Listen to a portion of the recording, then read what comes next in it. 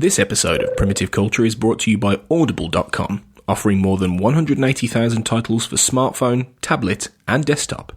To get a free audiobook of your choice and help Trek FM at the same time, visit audibletrial.com/trekfm. And also by Enterprise in Space, an international program of the non-profit National Space Society.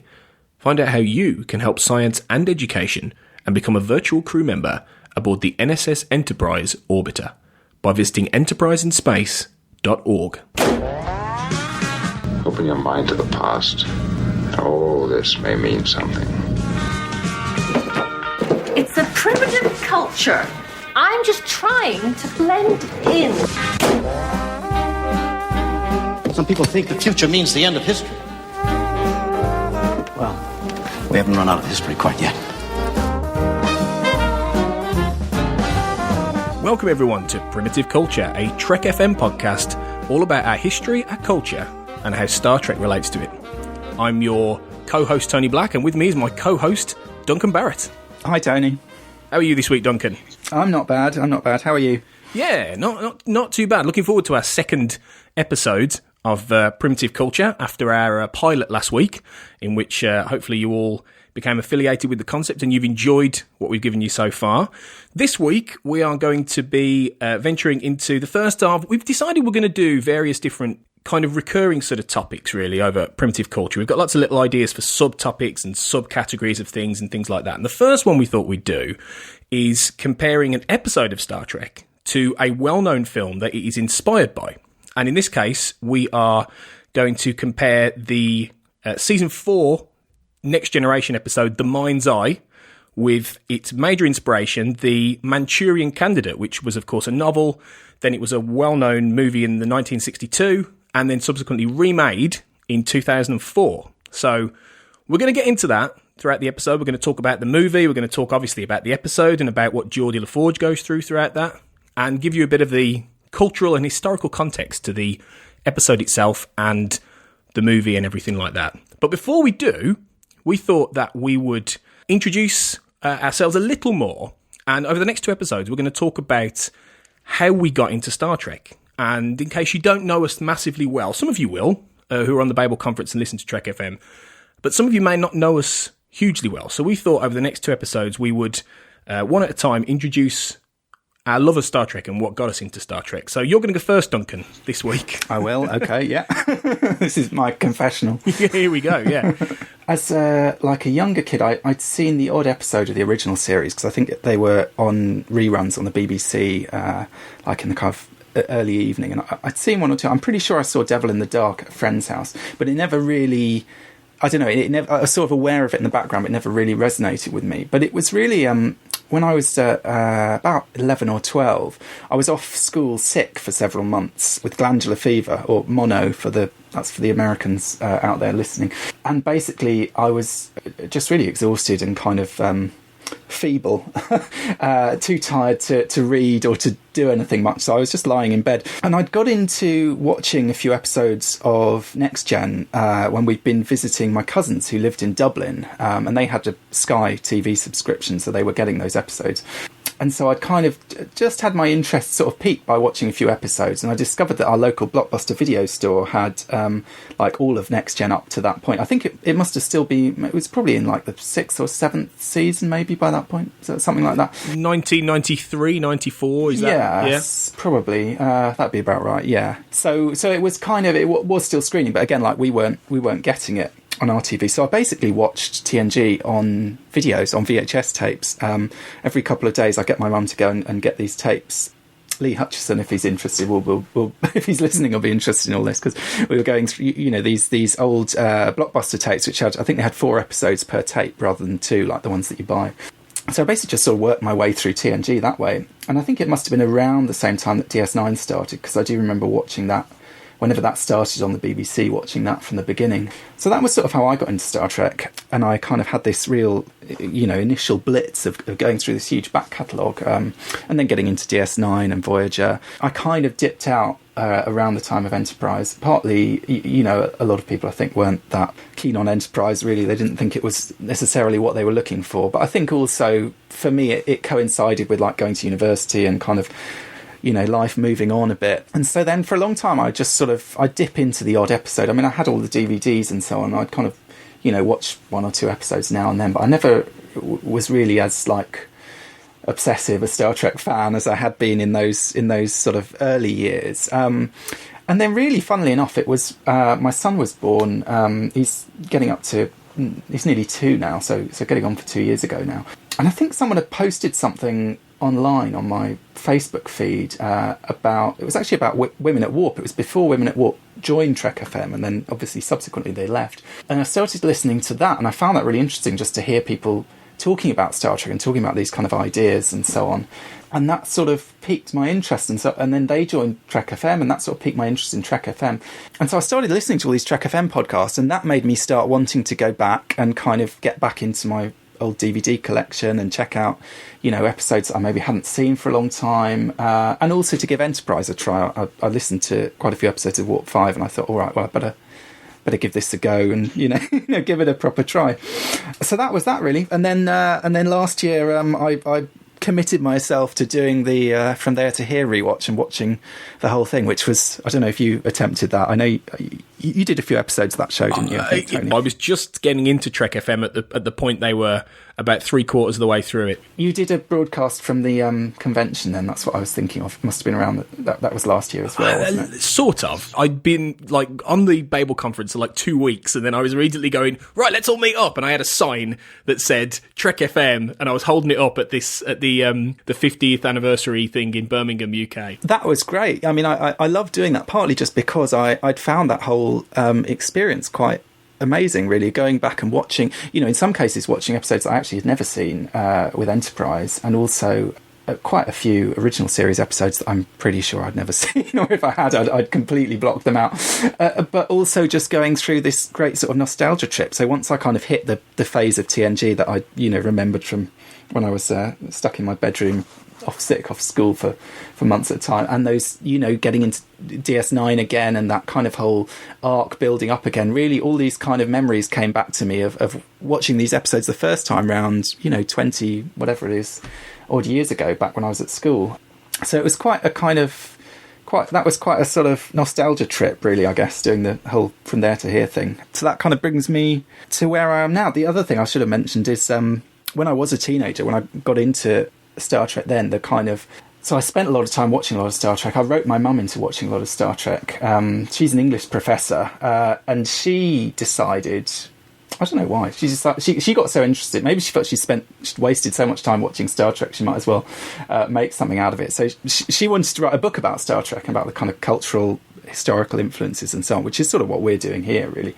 And so she sort of got me involved in that initially as a sort of consultant, and then I ended up sort of writing a chunk of it. So that's sort of how I got into writing as well, really, was working on this book. And then last year, for the 50th, the publishers said they wanted a new edition, but they wanted it to kind of bring everything up to date. So that was another reason why I was, having to go back and watch Enterprise in some episodes for the first time and kind of get my head around it in order to kind of update this, whatever it is, 15-year-old book. So yeah, that's kind of pretty much me. That's sort of where I am now. Quite nice, now to be doing something like this where we're just looking at a few episodes at a time, looking at them in a bit more detail, kind of looking at the background to them and so on. Because I guess that's always been some of the side of Star Trek that interests me is the sort of ideas, and I'm not really into it for the space battles and so on. I know some people are, but I'm more interested in the kind of dilemmas and the historical parallels and the literary parallels and that kind of thing. Well, that's actually queued up nicely what I was going to ask you as a follow-on, which was, what was it that drew you to Star Trek? I think probably, this is a cliched answer, but I think it's the kind of optimism of it, in a way. It's that kind of sense of this is a future that you actually want to live in. Quite rare in science fiction, to be honest, to find that. And I suppose also that kind of the crew dynamic, that kind of sense of a family, TNG in particular, it's a very sort of warm, it's a very appealing place, I think, to be. Do you know what I mean? You'd love to be on that ship with those people, having those adventures week to week, probably more so than, say, Deep Space Nine, or maybe the same is true of Voyager, but you might not want to be in their situation. But I think there's something just very appealing about it, really, from that point of view. And maybe it sort of appealed to me as well, since I was, sort of bedbound at the time. This idea of sort of going out and, adventuring and seeing the universe. Yeah, I think that's the case. That would be the case for a lot of young people, really. But it's like you said, some people were, admittedly, and I'll get more into this next week. But admittedly, I was into it more when I was a young person for the space battles and for the action adventure side of it. Yeah, and as you grow older, taste change, the way you look at it changes, really. So it is interesting how Star Trek comes to enter your life, as well as the journey towards it. What keeps you going on the journey, really, especially as you grow into an adult, because that's when the experience changes a little. Well, that's one of the things I found interesting about the From There to Here rewatch as well, was just going back to some episodes that maybe, that have a different resonance. I mean, like, say I mentioned my son being born, a lot of, say something like The Visitor, you watch an episode like that, if you've had life changes like that, it's going to affect how you read that, how you interpret it, and also just like, global changes. I think I posted something on the Babel conference. I was watching Darmok the day of the Brexit referendum result, and that seemed it really affected me, because I was disappointed by the result, and kind of upset about that. But actually watching this sort of very high-minded, very optimistic vision of the future, and of these two noble characters who were so committed to communication and kind of getting past their differences and working together and so on, I found that it had a whole different level of resonance and meaning, in a sense, because it was such a disconnect from the real world that we were living in at that moment, and the kind of things that were going on in the news and the kind of political discourse and so on. So obviously, every time you go back to these things, you've changed, the world's changed, and you go back with a new set of eyes, in a way, and a different way of looking at it. Yeah, and that's the beauty of Star Trek, isn't it? That you can go through life and you can experience it in different ways as age comes along, and you change, and you as a person change, and life experiences change. You can experience Star Trek multiple times in multiple different ways. So that is the beauty Definitely. of it, yeah. And you can enjoy the space battles as well. I don't mean to suggest that I was lying in bed bored by the space battles or whatever. Certainly, when DS9 came around and some of those, I was as thrilled by all that as the next fan. But so yeah, we'll get into my Star Trek journey next week. We thought we'd split them up just so we can get into our main topic of conversation a little bit quicker, and then, you can be left on a little cliffhanger for what I think next week.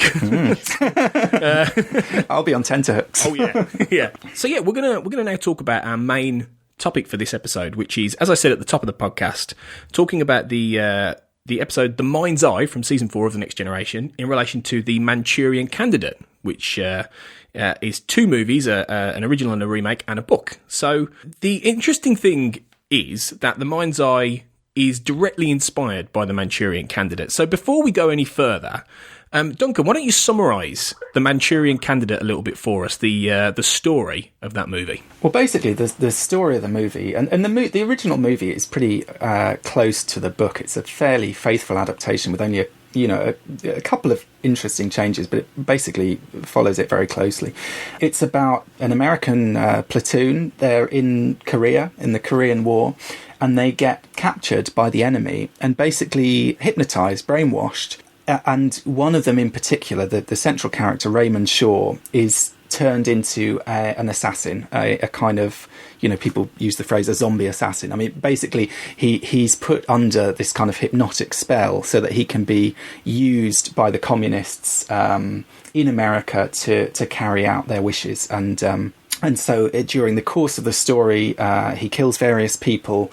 I don't know if I want to give away too much of the plot, but anyway, there's a kind of political intrigue. We probably will have to at some point, but it's a political thriller, so it concerns the nomination process for, we assume, though I don't think it's ever said, the Republican Party. They're putting together their presidential candidates, and there's in particular a candidate who is a very clear McCarthy character, basically rabidly anti-communist character, and he is actually Raymond Shaw's stepfather, and Raymond Shaw's mother, who is a terrifying evil woman, basically, yeah. is really pushing this her second husband to try and get him onto the vice presidential slot in the nomination, and with the plan, the ultimate plan of the communists is that then the presidential nominee will be assassinated, and this McCarthy character will end up being president. And there's this sort of the kind of Cold War aspect is that he's such a fool that so exaggerated and over the top and ridiculous that he's actually sort of a communist asset in a sense. And apparently this was from a quotation that the author of the novel had read, where someone, which is replayed in the book and in the film, someone says this basically. Someone said of McCarthy, he couldn't be doing a better job of undermining the United States if he was actually a communist agent, basically. So that was the sort of argument. It's a very, this comes across in the film, but particularly in the novel, it's a very sort of spiky satire. So it is a thriller, it's quite exciting, it's quite engrossing, but it's also, the novel in particular has a real kind of cool, detached approach to all these things, and really kind of playing up how ridiculous the politics is, how ridiculous all these people are, and so on, and kind of showing them up, I suppose, in a way. It's quite a dark film in many respects as well, and it shines a light on the dark side of the American political system of that time. The Mind's Eye is a similar plotline, really, a similar kind of story in some respects.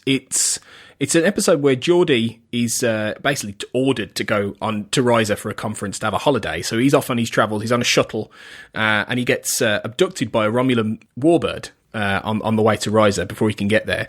And he is conditioned, and as data later says, the inaccurate term brainwashing happens, and he's brainwashed by the Romulans to go back to the Enterprise as they send a fake, almost Geordie-looking like Geordie to Riza. Like Levar Burton stand-in or something. Yeah, it must have been. I mean, so this guy who goes to Riza, and he takes the visor, doesn't he? So that presumably the visor can record everything. So then is the implication, because Geordie comes back thinking that he has had this wonderful holiday on Riza and met this girl and, had some good experiences there and so on, is the implication that this guy that the Romulans sent, this was the holiday that he had, basically? He had a great time, and he won the chess tournament, and he met this girl and so on. I mean, I couldn't help wondering who is this guy? Where did they get him from? And is he brainwashed as well, or what? Well, I mean, if we look at not that this would have been in the writing, but if we look at Nemesis as an example, there's every possibility they may have somehow got Geordie's DNA, as all the DNA of a lot of Starfleet officers, and he's a sort of clone, a bit like Shinzon would have been for Picard. Who knows? It's possible. But yeah, he's sent back to the Enterprise just as the Enterprise is getting involved in a very delicate situation involving a planet called Krios, which is on the border between the Federation and the Klingon Empire, and he becomes embroiled in a plot to assassinate the governor of this Kriosian planet in order to, in theory, foster bad relations between, or even potentially start a war between the Klingons and the Federation. And the storyline follows a very similar path, with Geordie under the Romulan influence, having been indoctrinated in, and this is the thing, there are very, very similar scenes when you watch The Manchurian Candidate and you watch the Mind's Eye, and as I say, The Manchurian Candidate was the direct inspiration. The director David Livingston was a big fan of John Frankenheimer, who directed the movie, and he intentionally tried to get as many direct links to that movie as possible into the story. There are very similar scenes involving, in the original movie, there is this really creepy set of scenes involving the flashbacks to Raymond Shaw and the rest of his platoon, many of whom have been kidnapped and brainwashed by the communist Chinese who are trying to influence everything, and it's seen through different viewpoints, and their perception of who is really there is altered, and they're ordered to kill one of their platoon.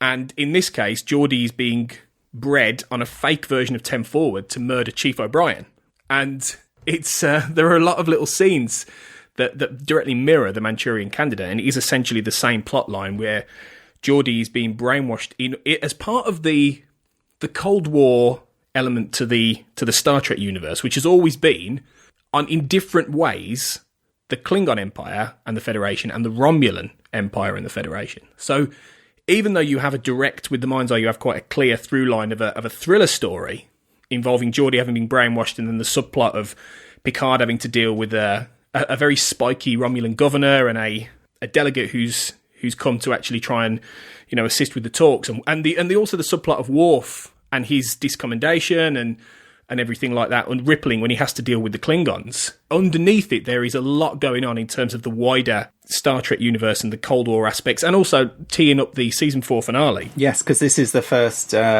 Well, I was going to say sight. It's not quite a sight, but we hear Seela's voice, Yes. don't we? And we see her in the shadows. She's this kind of shadowy puppet master. And it's a rare example of the Next Generation actually doing this. Actually, like DS9 was a lot more for this kind of thing, setting up later villains and plot lines. The Next Generation didn't do it very often, so there was the level of intrigue that is unusual for the show itself in this episode. But there's a lot going on, not just in terms of being directly lifting from the Manchurian Candidate, but for the Star Trek universe as a whole, isn't it? It's quite interesting. You're talking about that scene where Geordi has to kill O'Brien. I mean, it's very reminiscent of the film. It's very reminiscent.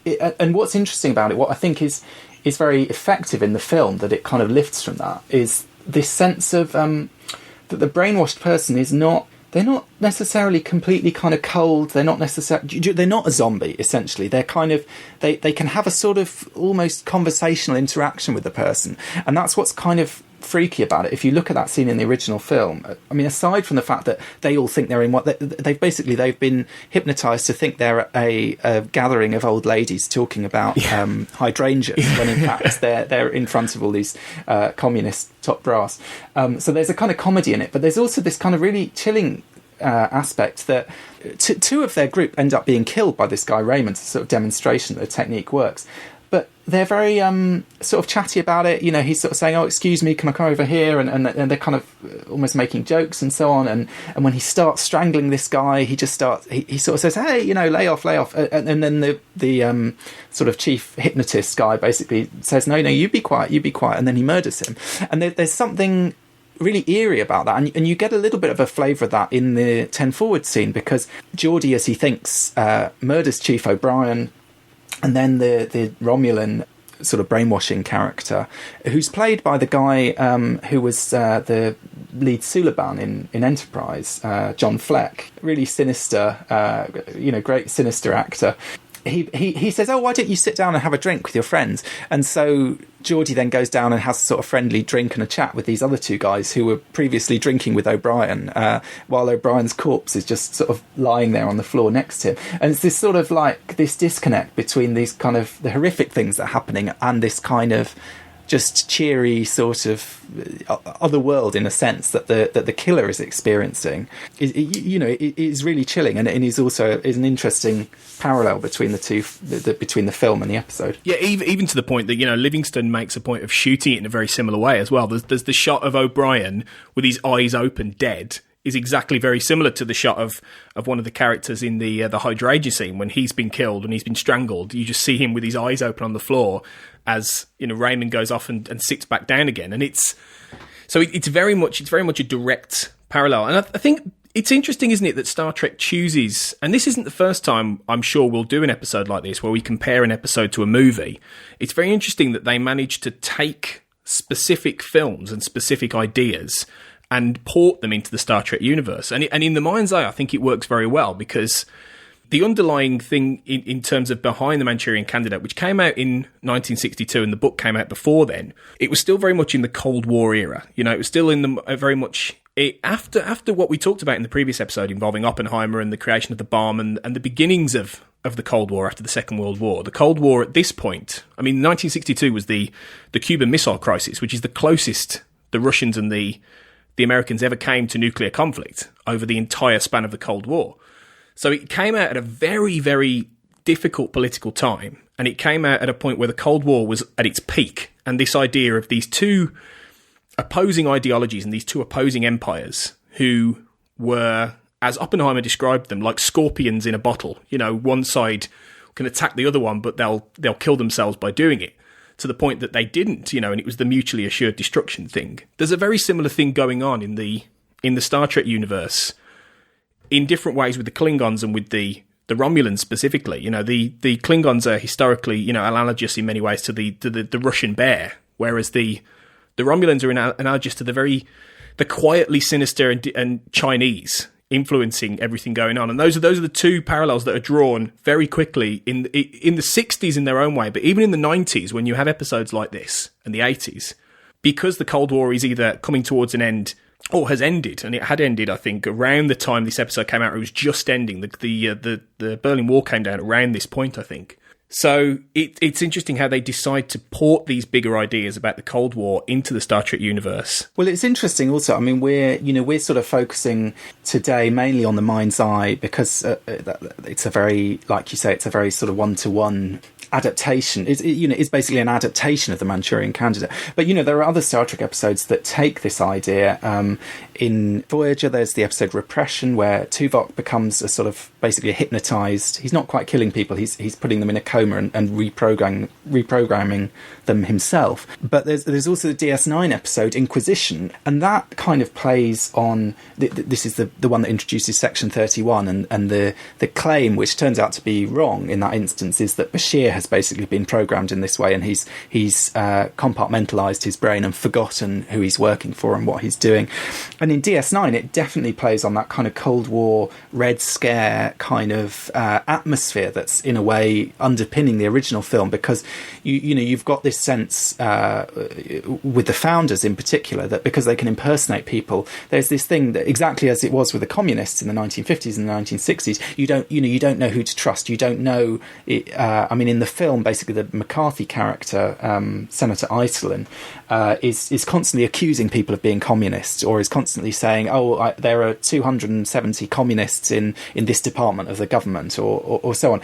And that's definitely the kind of the mood in a way that Deep Space Nine picks up on with those kind of anxieties about the Dominion and the fact that people might have been replaced by founders. And so the Deep Space Nine episode really kind of plays on that, and also the sense of a kind of a witch hunt, because Bashir is basically being treated in that episode outside of the kind of legal, the proper channels, in a sense. It's basically a kind of McCarthy witch hunt being conducted against him, and this claim that he's betrayed his own, he's betrayed the Federation, that he's a traitor, and so on. It very much ties into these kind of anti-communist rhetoric of the original film. It's like it's the Star Trek equivalent of the un-American activities from the 1950s. Actually, it's the un-Federation activities, with the irony being that Section 31 is the most un-Federation idea in the Federation. It's built on a code in the Federation Charter that is a license to get away with whatever they want, really, in the name of national security. And the fact that Section 31 comes out at a time,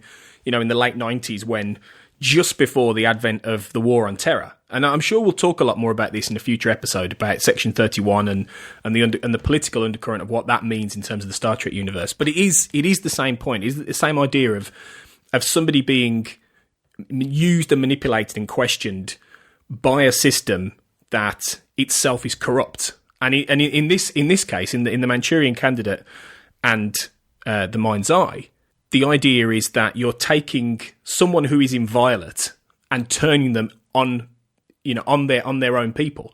The whole idea of communism is about the fear of being infiltrated. It is the fear of the enemy within. And Raymond Shaw, as the lead, as the main character in the Manchurian Candidate, he is the square-jawed American hero. He gets the Congressional Medal of Honor for his service in Korea at the beginning of the film, and then he's one of those people who is seen as completely inviolate. This man is the last person who would ever try and assassinate a presidential candidate. And in The Mind's Eye, it's taking somebody like, and it's interesting that they chose Geordi for this, isn't it? Because apart from the fact his visor, is uniquely allowed, in terms of being programmed. The same kind of thing in a different way happens in Generations, the movie, where Dr. Soren programs his visor so Lursa and Bator can see, inside the Enterprise. He's useful in that sense, but Geordi almost seems like one of the last people you'd expect to do this, because he is quite, as a character, he's quite passive and he's quite neutral and he's quite inoffensive as a person. He's an engineer ultimately. He's very balanced as a person. So it's interesting that you would choose to take someone like Geordi, who nobody would suspect as having those kind of, not that he's got anything against Federation. He's brainwashed, but you wouldn't look at Geordi and think anything was wrong, and that's the interesting difference. Whereas in the Manchurian Candidate, Raymond Shaw is this stock, hero of the the Americans. It's interesting though, because Raymond Shaw is also a very unlikable character. Do you know what I mean? He's very arrogant, he's very superior, and there's some discussion certainly in the novel, there's quite a lot of discussion about why they've chosen him. You know, of all the people in this platoon, why have they picked him to be the assassin? And what it comes down to, the way that the sort of chief hypnotist describes it, is he says that what they're looking for is resentment. That's what they're going to turn. That's what they're kind of going to draw on. He talks about different candidates they can use for brainwashing, and he says, you know, the psychopath isn't quite right and the paranoiac isn't quite right, but someone who has a kind of overwhelming sense of resentment is very easy to turn to assassination. So that's the kind of the theory there, and with Raymond Shaw, there's this sense that basically because he has this very complicated, difficult relationship with this very overbearing mother, his mother has kind of controlled him his entire life. He's sort of been a puppet of hers already. And she's also cut him off from the only opportunity that he had for happiness with this girl that he had this kind of summer romance with. And she basically put an end to it by... In fact, they don't go into this in the film, but in the novel, she put an end to it by writing to the girl's father and saying that he was gay and that he had other sort of strange sexual perversions and so on. And basically, in these terms, which he finds quite humiliating. And there is also this sense, I mean, one of the interesting things about Raymond Shaw is this kind of sexual dimension, that he is a kind of...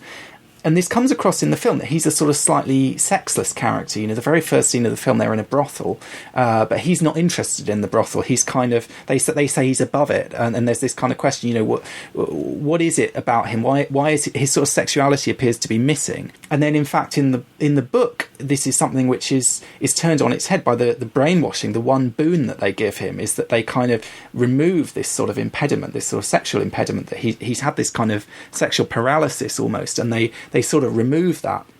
And I suppose it's interesting just to think of, I mean, this is very much in the, well, it's not even really in the subtext, but it is slightly touched on in the mind's eye, because there is this whole thing about, you know, we know that Geordie is this character who's hopeless with women. We know that Geordie, he's sort of socially awkward and so on in those situations. And we've got Councillor Troy prodding him to find out what was this thing that happened on Risa. And as far as he's concerned, the fantasy that he remembers is exactly what it is in the original. It's that he's met this girl and they've had a wonderful time on Risa, and you know he's had a kind of Commander Riker holiday basically, rather than a typical Geordie LaForge holiday.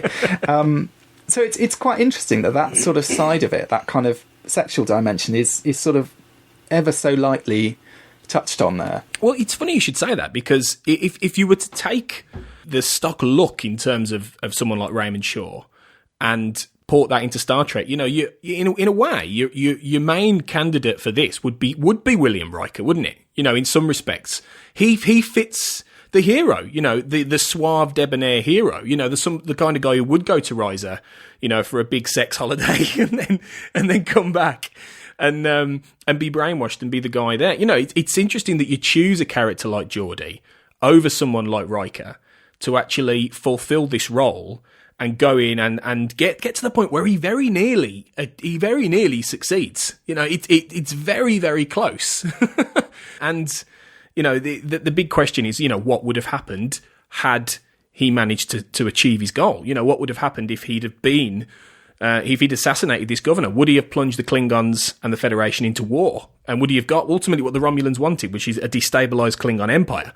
Which they could then, which is one of the things that happens in Redemption. Redemption's all about them trying to, you know, undermine the Klingon Empire by, you know, fomenting a civil war so they can gain a foothold. And that's the undercurrent of what they're trying to do here through an assassination, through a political subterfuge aim. Whereas in Redemption, they have to get a little bit more involved and it becomes more complicated. So the consequences of what would have happened if Geordie had succeeded are very interesting to think about. Like the consequences would have been had Raymond Shaw, and spoilers, he doesn't succeed. Had he succeeded and killed this presidential candidate, you would have had, and there's a very chilling scene where one character, and I'll try and be vague about this, but a character at the end, the ultimate architect behind what's actually going on in the Manchurian Candidate, describes what the aim of succeeding is, and it's effectively, you know, establishing an American governmental system which is controlled by A, communists, and B, effectively a foreign government infiltrating at the highest level of power. And that's a chilling scene, a chilling idea, which would have scared people to death in 1962. And in the Star Trek universe, it's a similar kind of thing. If the Romulans achieve these things and nobody knows they've done it, and it's a random shooter, a patsy, effectively, it's a similar interesting thing to consider the ramifications of.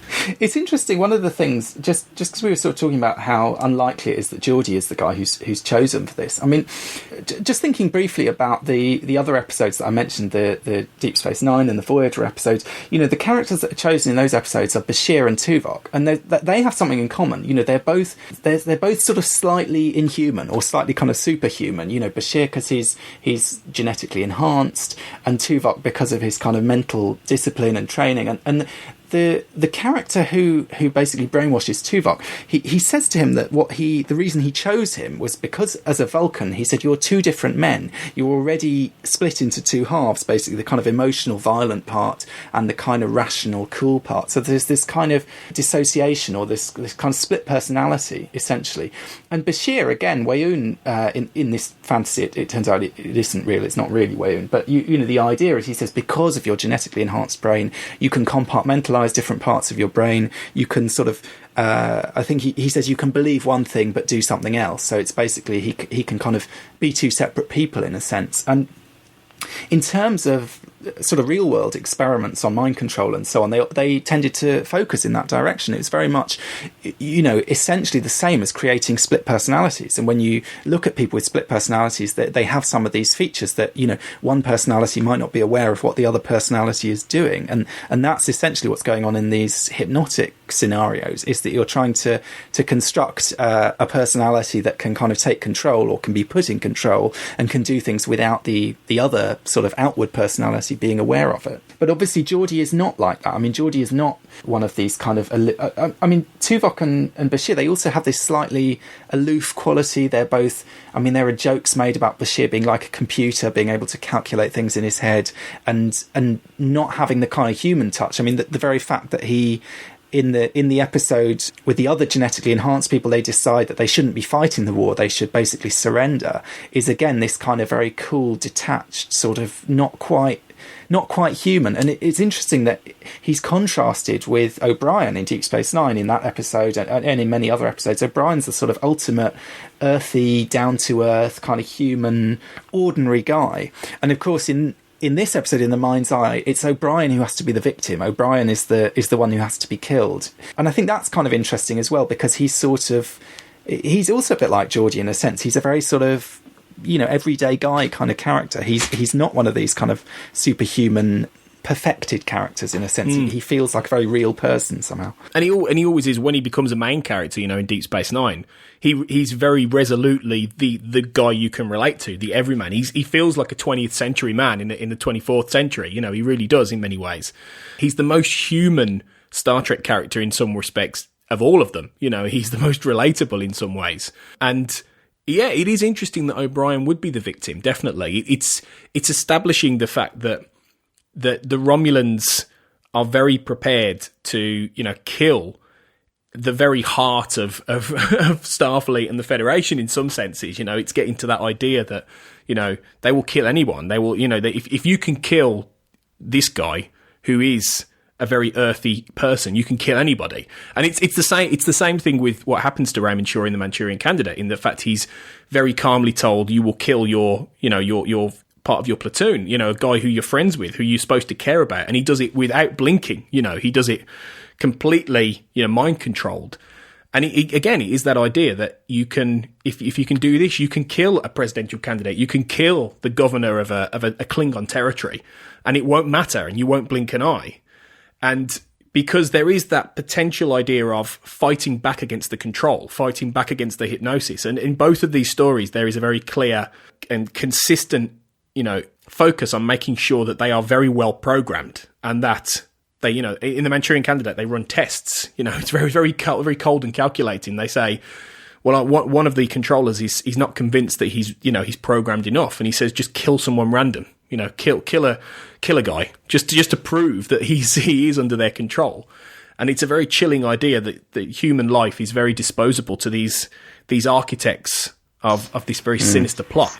And of course, you know, The Mind's Eye being Star Trek, it's happening on a Romulan holodeck, so it's not, he doesn't actually have to kill O'Brien. All he has to do in the real world is to pour a drink over him. But obviously, you know, but you still get something of that kind of chilling element of it, I think. And I suppose it's also the other reason for it to be O'Brien who's the victim is he's not an obvious target. There's nothing is to be gained by killing it. If you kill the captain, or do you know what I mean? If you kill someone powerful and important and so on, there's a kind of political dimension to that. It sort of makes sense. But O'Brien is definitely like the random guy who you're going to kill. You know, or even in the Manchurian Candidate, they also, as a test to see, because it's some years later, if the programming is still working, they make him kill his boss.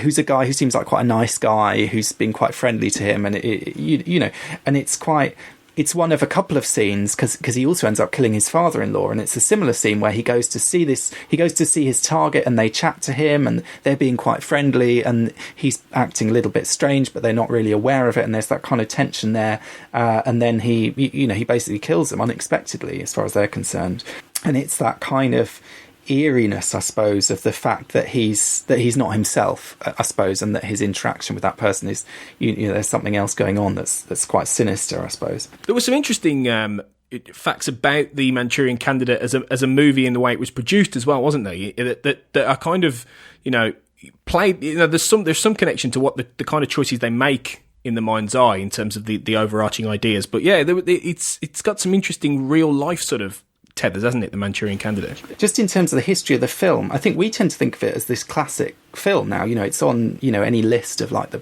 I don't know, top 50 films from that kind of era or whatever.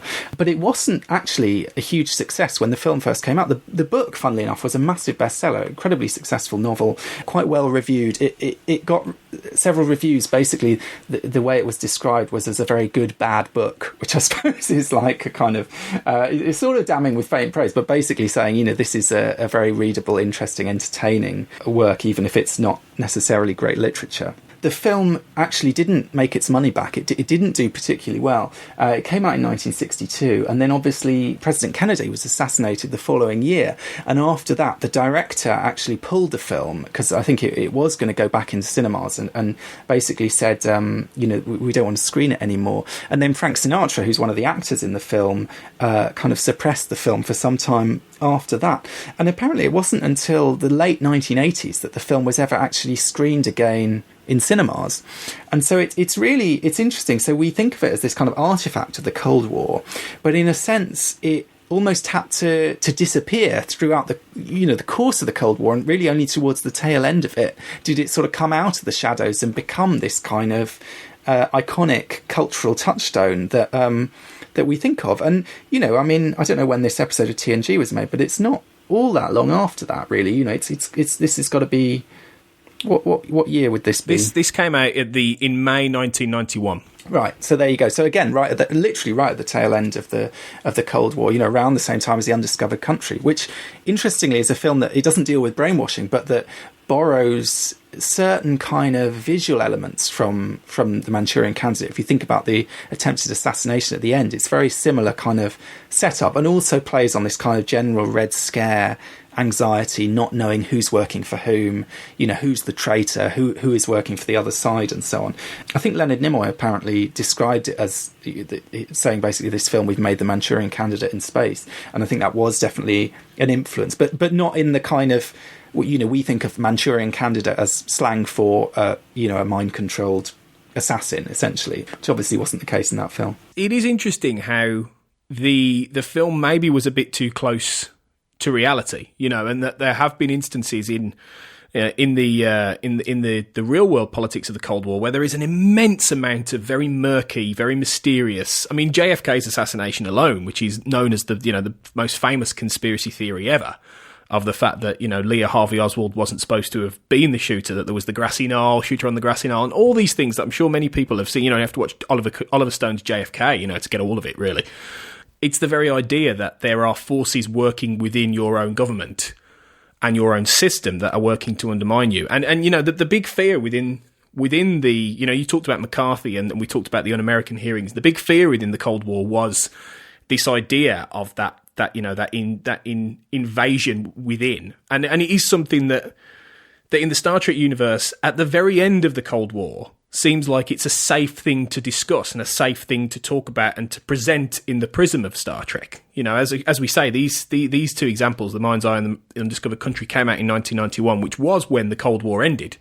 You know, when the Berlin Wall came down, the Soviet Empire, the Soviet Union broke up.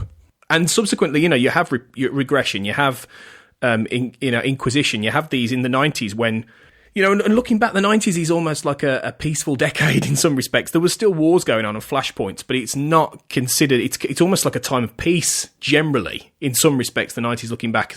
Going back more sort of into the 1960s, so we talked about JFK. Obviously, you know, you mentioned the conspiracy theories about Lee Harvey Oswald. Was he a patsy? Was there a conspiracy involved? Was there someone else involved? I read an interesting article actually basically saying, did Lee Harvey Oswald watch this film? And was that one reason why, and then quite a persuasive argument is made for the fact that he almost certainly did watch this film, because apparently he was a big cinema goer and it played at his local cinema a lot, and it was very likely that he'd gone and seen this film. And Frank Sinatra was actually quite good friends with Kennedy, and so that may be one reason that he was then keen to sort of suppress the film later, was that maybe he felt guilty about it and felt that it had kind of inspired that. Even more striking, though, is the assassination of Kennedy's brother, Robert Kennedy, where actually the assassin, who was this Palestinian man who was said to have behaved quite strangely by a lot of people, to be sort of looking into space and so on, you know, kind of looking through people. And he basically claimed later on in his defence that he had been a Manchurian Candidate. That was basically the argument, that he'd been programmed.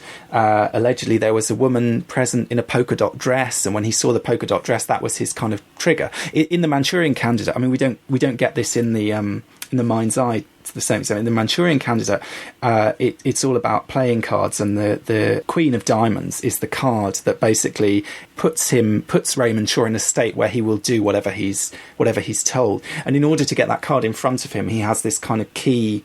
The sort of key phrase to trigger him is why don't you pass a little time by playing a game of solitaire?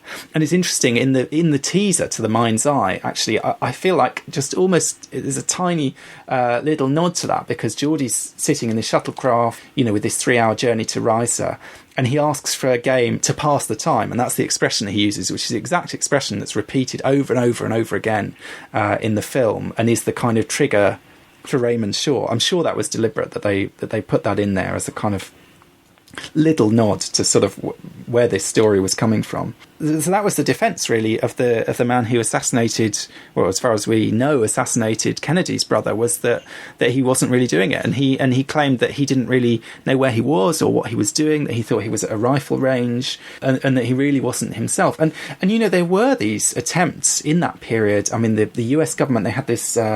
The CIA ran this thing called MK Ultra, which was experimenting with mind control and, you know, with these kind of things. And there was a lot of talk about the communists doing similar things as well. And then I think a lot of that material was destroyed when that project was closed down. This is veering into your kind of X-Files territory, I think, really, Tony. But you know, so there is some kind of basis for these things. We don't know to what extent any of these conspiracy theories have any actual grounding in reality, but they're in the culture. And I suppose that's the thing, is in a way it doesn't really matter whether these things are true or not from our perspective, because we're sort of looking from a cultural perspective. If those ideas are out there, if those beliefs are out there, if those possibilities are kind of being considered, then they have a lot of power and they have a lot of influence on culture. And I mean, even, you know, more recently, you know, President Trump, the big debate about President Trump. I mean, his relationship with Russia, this is, you know, being very topical, seems to be shifting a bit now, but there was this great anxiety. Was he a Manchurian Candidate? Was he basically, you know, Putin's president? It might not be literally mind control and so on, but, you know, this whole idea whether these compromising tapes about these things he'd been doing with Russian prostitutes and so on, you know, was he someone who was exactly, you know, a foreign agent in the White House, essentially, with or without total understanding of what he was doing? You know, so these are issues that have kind of have resurfaced and that continue to kind of resonate, I suppose. It continues to be a terror, a kind of, particularly maybe in America. I mean, you look at, say, Homeland, it's kind of the same story. That's very, you know, very much kind of Manchurian Candidate thing. And you were talking about who's the soldier, who's the least likely to turn against their country. That was exactly the story there, really, wasn't it? Was, you know, he was this kind of hero, this war hero. He ended up going into politics as well. So kind of bridging those two worlds. And in fact, you know, was he or wasn't he going to be a suicide bomber? And that kind of terror, I suppose, which is very much kind of tied to that sort of Cold War terror of, do you really know anyone, and can you trust anyone, and what are their real motives, and are they secretly hiding their real agenda or their, or, you know, even from themselves in this instance. It's a fear that's never really gone away. You know, you talked about the more, you know, the recent topical, you know, elements to this. It has always remained very prevalent, especially in American culture, I think, you know, and right through, you know, the height of interesting conspiracy theory throughout the 90s. You know, you mentioned the X-Files, which is my bread and butter in terms of podcasting. But yes, it's something that's never quite gone away. And yeah, that's why it's interesting through the prism of Star Trek, because there are things in the mind's eye as well where there is still the political elements rumbling on. I mean, one thing that really struck me was how Krios, the colony, there is an analogy to Korea in my eyes as well, because you have this idea of that the Klingons are concerned that the Federation are supplying the rebels in Krios working against the Klingon government with arms. And there's that scene where the governor confronts Picard and Riker with what are Federation weapons, which obviously have been sneaked in by the Romulan influence somehow. You know, they've got their hand on a cache, you know, of weapons, and also the Klingon working inside the conspiracy as well, who we later find out will have helped set this up. And Picard's there saying the Federation is not in the habit of supplying rebels with weapons, and there's this idea that Krios, given it's in a very politically sensitive position in the Alpha Quadrant, is in the same sense as Korea. And it's interesting that the Manchurian Candidate starts in the Korean War, which was all about a pitched Cold War battle between two superpowers trying to keep a contained hold on territory that could allow one or the other to have a foothold on a specific piece of land. It's the same argument with Vietnam later on. In some respects, they were similar wars. It's all about proxy countries and proxy powers trying to decide the fates of smaller countries, or in this case, in Star Trek, colonies. So there's lots of things that, you know, and the Korea situation is still around, and if anything, it's even more potent. You know, even very, very recently as well. So there are even more parallels and analogies in terms of what they do in the Star Trek universe to what went on then and are still going on now, really. Well, definitely. I mean, funnily enough, you know, only a couple of months ago, we had the half-brother of Kim Jong-un being assassinated by not someone that was mind-controlled, but by a patsy, essentially. That seems to be the story that's come out, isn't it? Is that these girls didn't know what they were doing. They thought they were taking part in a kind of stunt for like a TV show or something, and they ended up killing this guy because they did what they were told by people who handed them, you know, deadly chemicals to kill him with. So very much that kind of, I mean, that feels like a total kind of Cold War sort of fantasy story, doesn't it? You know, this which I suppose, you know, in some ways Korea is, you know, North Korea, South Korea, they're slightly still locked in that kind of 1950s 1960s world in some ways. They kind of haven't caught up with the rest of the world, and so we see that playing out, you know, even in 2017. It's true. The more you investigate history and you look into history, the more you realise that the world hasn't changed enormously. That there are a lot of the same conflicts are still playing out, just in different ways and different systems in some respects. Finally, Duncan, do you think that The Mind's Eye is a good adaptation, as you said earlier, of The Manchurian Candidate? Do you think as a Star Trek episode and as an episode tapping into these real world parallels and analogies that it works? Well, one of the things I think is quite interesting about this is because we're talking about kind of adapting from one, not so much from one medium to another, but from one story and kind of translating, I suppose we might say it, sort of translating a story into a different context. I mean, I have to say, I hadn't seen the film of The Manchurian Candidate until recently. And so last year when I did my From There to Here rewatch, I rewatched The Mind's Eye, and I really liked it. And I have to say, having seen The Manchurian Candidate, I liked it slightly less, because I suppose it's kind of satisfying to see these different elements and to spot the parallels and so on, but it slightly took the heart out of it for me a bit in some ways. So there's this kind of interesting question: is there an element of, like with a photocopier, the more times you copy it, does it kind of lose something if it's too much just trying to be a copy of the original thing? I mean, in some ways I found the Deep Space Nine story that kind of picks up on some of these ideas, you know, is much more loosely inspired by the film, but in some ways therefore I found that more interesting as an episode. But I think The Mind's Eye, I think it is a good episode. It's a decent episode. It's quite tense. It's got some interesting ideas in there, but it maybe isn't as interesting as the film. I mean, the film is really fascinating, really amazing piece of work. The novel, I think, is actually surprisingly good. I mean, I kind of read it thinking that it was going to be a crappy novel, and the film was much better. I actually think the novel, it's sort of pulpy, but it's really gripping, and it's got some interesting. It goes further than the film in a lot of ways. I mean, there's an incestuous storyline in the novel that they obviously didn't dare do any more than hint at in the film, which sort of makes sense of some of the things, and it has a more interesting ending, I think, because in the film, basically what happens is the Frank Sinatra character breaks Raymond Shaw's programming, and then this is going to be a massive spoiler, by the way. If you want to watch this film, switch off for the next few seconds. He ends up of his own volition killing both his mother and the senator, the McCarthyist Senator Iceland.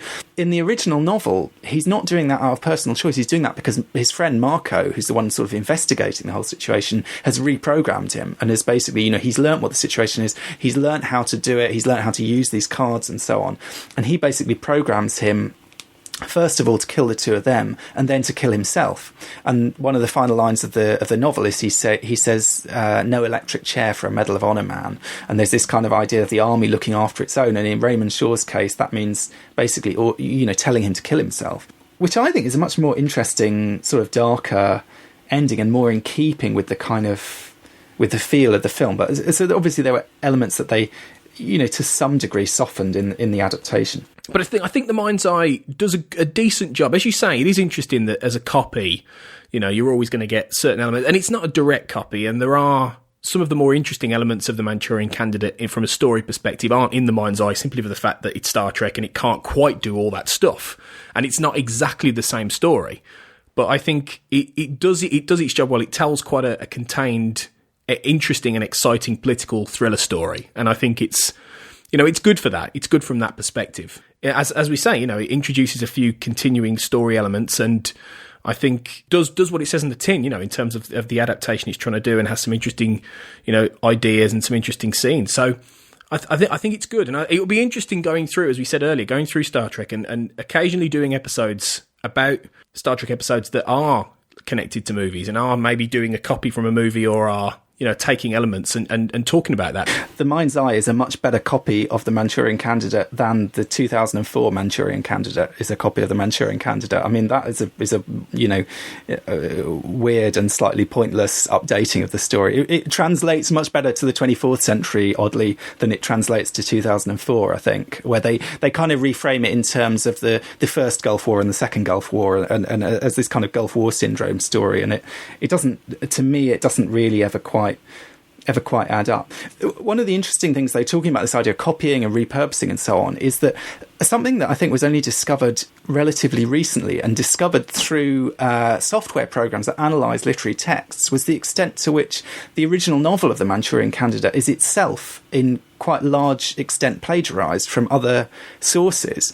And basically, a lot of those early reviews, I mentioned these early reviews that said this is a really good, bad book. And one of the things that some of those reviewers picked up on, but they couldn't really explain, was that there's a real kind of clash of styles in the book. It sort of veers in one direction or another. It kind of throws everything in. It has that kind of, that sort of thrillerish aspect that you get with, say, a Michael Crichton book, who was the author of Jurassic Park and, other novels like that, created Westworld as well and so on, where he'll kind of throw in a load of science or a load of kind of background reading or a load of kind of sort of random stuff gets thrown in there. And the novel of The Manchurian Candidate definitely has that sort of feel in terms of the brainwashing and so on. But it also lifts whole descriptions from other books. The relationship between Raymond and his mother, which is really at the heart of the whole story. There's a crucial passage sort of describing that relationship that is almost word for word lifted from I, Claudius, about a character in that and his mother. So there's this kind of interesting thing, we sort of talk about this idea of like repurposing this story and taking this story and what's Star Trek doing, taking this story and adapting it for its own ends. But in a sense, the whole thing, that's what it is. That's what The Manchurian Candidate was originally, was this kind of work of collage almost from other sources. What's interesting as well is that the title of The Mind's Eye actually comes from Shakespeare. From Hamlet, Act 1, Scene 1, in fact, which is a line that says, "A mote it is to trouble the mind's eye." So it's interesting how there are these, there are these in both stories, in both Manchurian Candidate and this, there are these grabs from classical literature from different areas. So it's It's an interesting episode, and it's an interesting book, movie that I would definitely go and check out. You know, I mean, we've spoiled certain elements of it, but it's still certainly from my perspective. I know you've read the book and I haven't, but for the movie, the 1962 movie is excellent. You know, it's a really well put together film, and it will give you, if you watch The Mind's Eye and you're a fan of this episode, it will give you some extra context, as we've discussed, if you go back and watch that film. So I highly recommend it. That's a look at The Manchurian Candidate and The Mind's Eye. So check those both out. I'm sure you've watched The Mind's Eye, guys, but do check out The Manchurian Candidate. We're going to be back for some more historical and cultural analysis in the Star Trek universe very soon. But of course, our discussions on primitive culture aren't the only thing going on Trek FM, so let's have a look at what else is happening right now on the network. Previously on Trek.fm, The Ready Room. It's interesting how they're doing the casting, but I think it would be nice to actually have two ships involved, because one thing that I feel Star Trek has long suffered from, even with Deep Space Nine, which did try to break out of it a bit, is that small world syndrome. Standard Orbit. And then they kept calling me. They said, "Oh, okay, what do you want your writer's credit to read?" I said, "Oh, I wanted to read William Stape, or whatever, N Stape, and I wanted to put my initial in there, whatever, McMillan." She's like, "Okay, whatever." And then I remember once they called, and I said, "Could it read story by?" And they're like, "No," because that's a different level of pay, and I have to pay you a lot more. And it's like, no, I'm sorry. So that was a little naivete, a little bit, The Orb. This is another thing that we're seeing all over the world, but this whole idea that just because something is hard, we should avoid it. But that is absolutely untrue. I mean, just look at your life, look at my life, I look at anybody's life, and the things where people have learned the most have been the hard things. To the journey! Yeah, she's like, "Trust me, Tuvok, I can control it." And Tuvok, last time you said you could control it, you almost melted my brain. It was an accident, I promise. And this time, she doesn't almost melt his brain, so she's definitely grown as a person. Warp 5. I don't know. I mean, based on, after watching Enterprise, I mean, yeah, Cisco, it went Cisco, Picard, Janeway, yeah, that's all the captains. There was this one guy named Kirk? Yeah. I just realized that. So it went Cisco, Kirk, Picard. Where did you find this guy, Floyd? Yeah. And that's what else is happening on Trek.fm. So check out all of these shows and join in the conversation about your favourite corner of the Star Trek universe and beyond. You'll find us wherever you get your podcasts. If you're an Apple user, be sure to hit the subscribe button in Apple Podcasts on iPhone, iPad, or Apple TV, or the desktop iTunes app to get the latest episodes as soon as they are published. And please do leave us a star rating and a written review at the same time. If you're not an Apple user, we've got you covered as well. You can find our shows on Google Play Music, Stitcher, TuneIn, Spreaker, SoundCloud, Windows Phone, and in most third-party apps, and you can stream and download the MP3 file from our website or grab the RSS link. If you'd also like to help us keep all our shows coming to you each week, you can become a patron of the network on Patreon. Visit patreon.com/trekfm, that's patreon.com/trekfm, to get all the details. Perks include early access to episodes, exclusive content, producer credits, and more, available through our special patrons website, the Patron Zone. It requires a great deal of money to produce, host, and distribute these shows each month, so we really appreciate any support you can give us, and we hope you'll join the team. Again, you'll find all the details at patreon.com/trekfm. Duncan and I would love to hear your thoughts on today's show, and there are many ways for you to get involved and do just that. The best place to join in the larger conversation is the Babel Conference, our listeners group on Facebook. Just type Babel, B-A-B-E-L, into the search field on Facebook, and it should come right up. If you'd like to send us an email, you can use the form on our website at trek.fm/contact. You can also find the network on Twitter at TrekFM and on Facebook at facebook.com/TrekFM. You can find Duncan and I on the Babel Conference as well, and you can find us both on Twitter, Duncan at Barrett's Books, and myself, Tony, at Black Hole Media. And you can also find me hosting my own podcast, the Xcast and X-Files podcast, if you type that into Twitter and Facebook. So thanks everyone for listening to this episode of Primitive Culture. We'll be back soon to discuss more history, culture, and how Star Trek relates to it.